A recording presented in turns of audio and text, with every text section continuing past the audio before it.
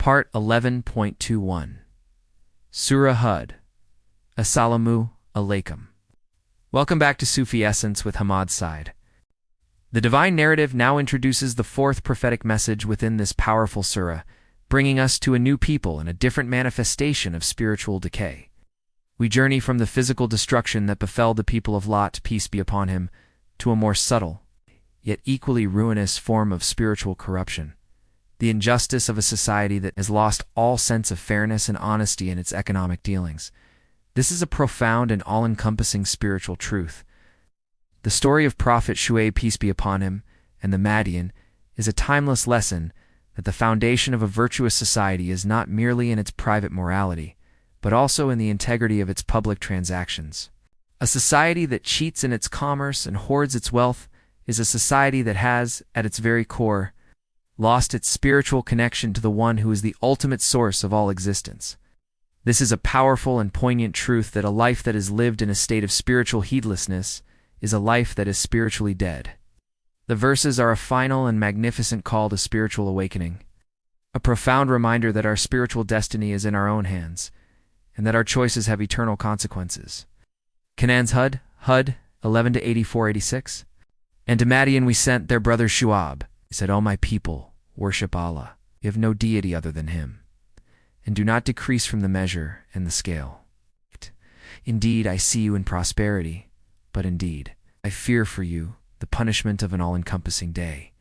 And, O my people, give full measure and weight in justice, and do not deprive people of their due, and do not commit abuse on the earth, spreading corruption. What remains with Allah is better for you if you should be believers. I am not a guardian over you.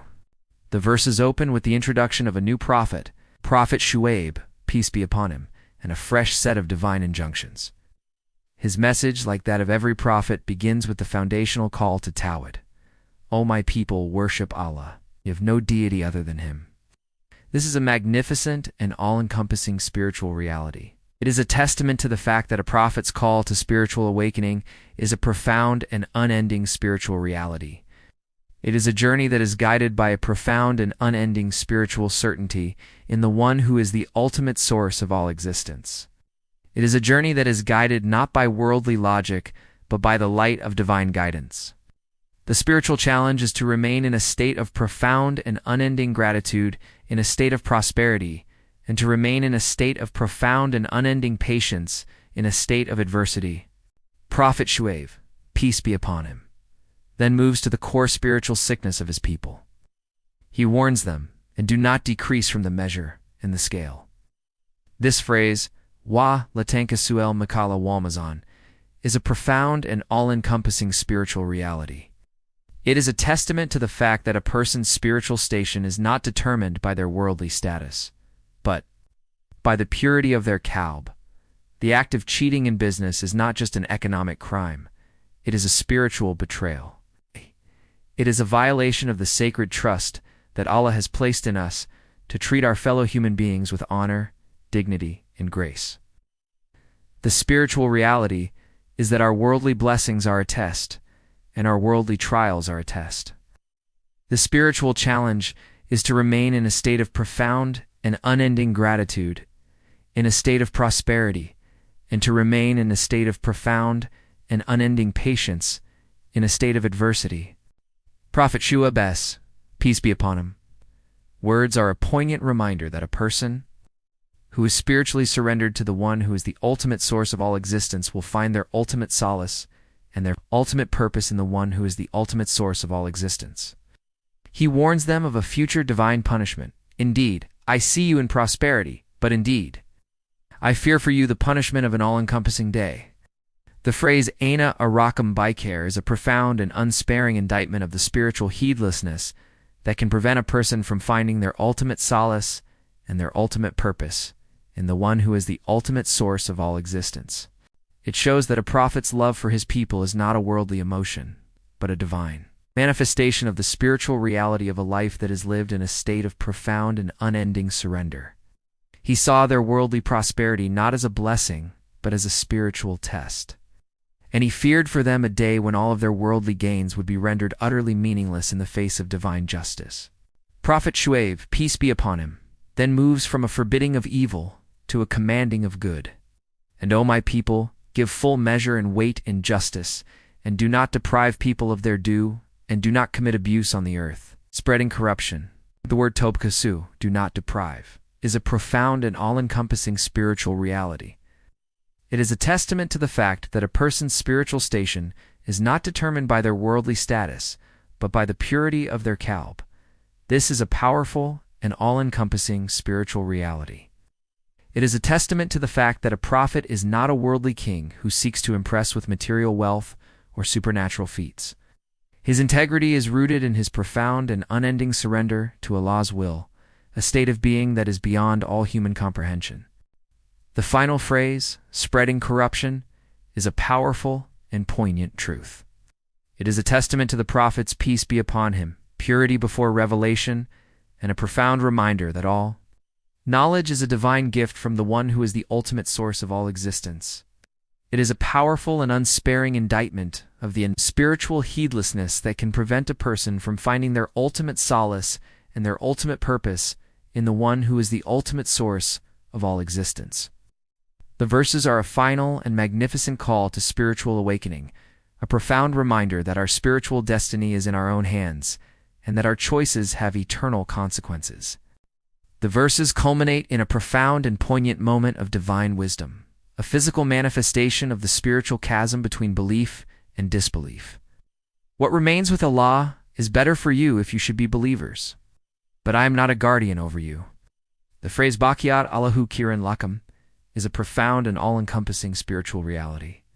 It is a testament to the fact that a person's spiritual station is not determined by their worldly status, but by the purity of their qalb. This is a powerful and all-encompassing spiritual reality. It is a testament to the fact that a prophet is not a worldly king who seeks to impress with material wealth or supernatural feats. His integrity is rooted in his profound and unending surrender to Allah's will, a state of being that is beyond all human comprehension.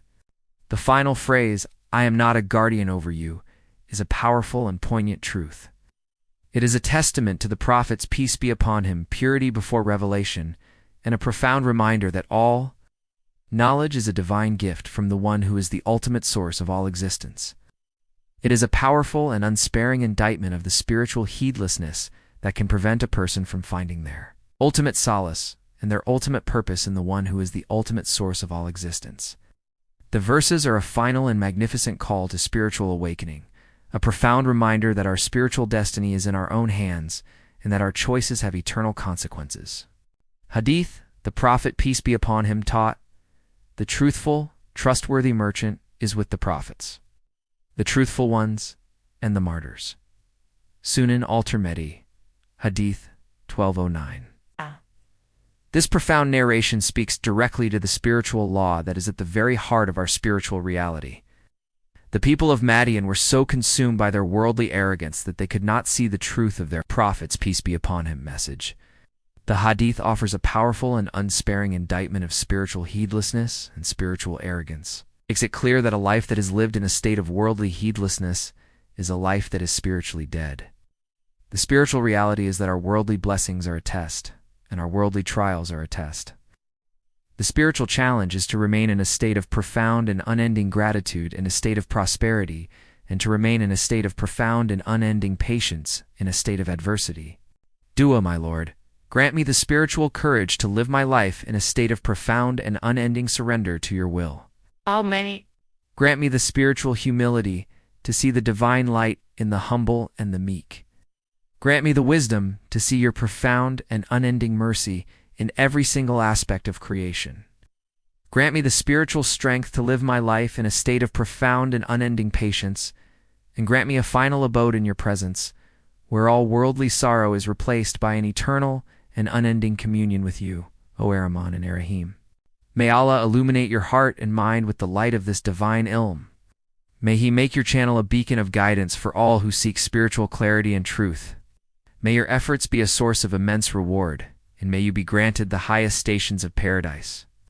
May the peace and blessings of Allah always be upon you and your loved ones. May He grant you unwavering steadfastness on the path of truth, and may your work be a testament to His magnificent names, Ar-Rahman and Ar-Rahim. Ameen.